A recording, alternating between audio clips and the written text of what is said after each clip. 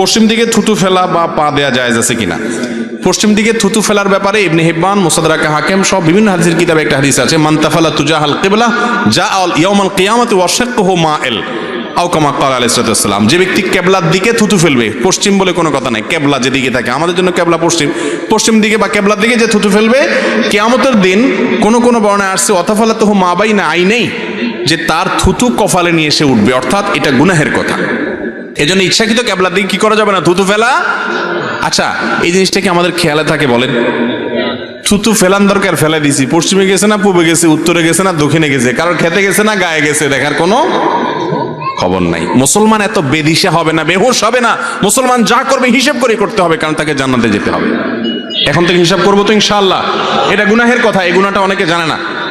যে কোনো দিকে থুতু ফেলে দেয়, আগে ফেলেছেন সেজন্য আল্লাহর কাছে মাপ চাইবেন, সামনে যেন আর এটা না হয়। পশ্চিম দিকে থুতু ফেললে কি হয়, খুব ভয়াবহ একটা বিষয়। আল্লাহ তাআলা আমাদেরকে বাঁচার তৌফিক দান করুন। তাহলে কোন দিকে ফেলবেন?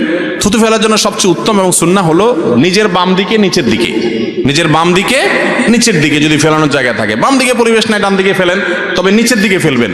যদি ক্যাবলা সামনে থাকে ক্যাবলার দিকে ফেলবেন না, অন্য কোনো দিক থাকলে সামনে ফেলতে পারেন, অসুবিধা নেই। তবে সুন্নাহ হলো নিচের দিকে ফেলানো।